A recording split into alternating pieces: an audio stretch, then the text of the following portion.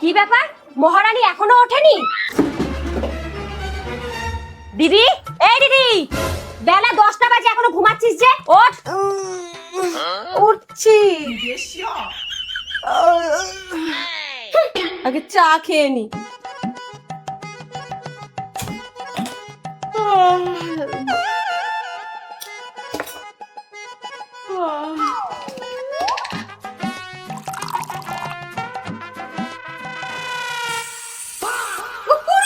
ওই ওঠ, 11টা বেজে গেল এখনো উনার উঠার নাম নেই। যা, উঠছি। আগে ওঠ, তারপর যাব।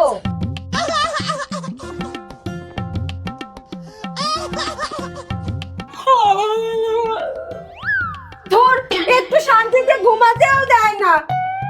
না, আগে এক কাপ চা খাবো, তারপরে সব কাজ করব।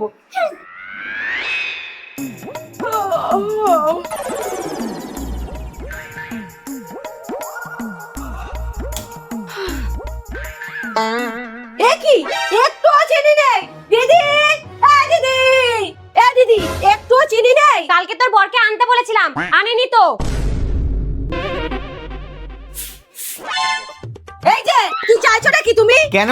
কালকে দিদি তোমাকে চিনি আনতে বলেছিল, আনোনি। আমি ভাইকে রাখি পরাবো বলে শাড়ি, সায়া, ব্লাউজ আনতে বলেছিলাম, সেটাও আনোনি। সত্যি করে বলো তো, তুমি চাইছো নাকি? না জেনে কথা বলা উচিত না, বুঝেছো? ওই যে চেয়ারের উপর রাখা আছে, তুমি ঘুমাচ্ছিলা তাই আর ডাকিনি। ও সরি সরি।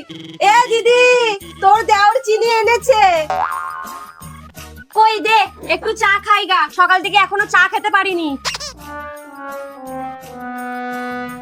এই নে। এ কি? এইটুকু চিনি? চিনি এখন রূপোর দামে বিক্রি হচ্ছে, এইটুকু এনেছি তাও ইএমআই তে। আর আমার জন্য শুধু শাড়ি, সায়া আর ব্লাউজ কই? এখন শাড়ি এনে দিলাম, এক সপ্তাহ পরে সায়া আর ব্লাউজ এনে দেবো।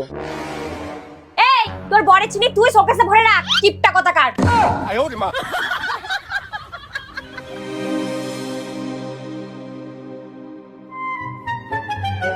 কি গো, খেতে দাও। এ নাও। এ কি, শুধু ভাত, তরকারি কই? আজকে শুধু ভাতই খাও, এক সপ্তাহ পরে তরকারি দেবো, তখন তরকারি খেও।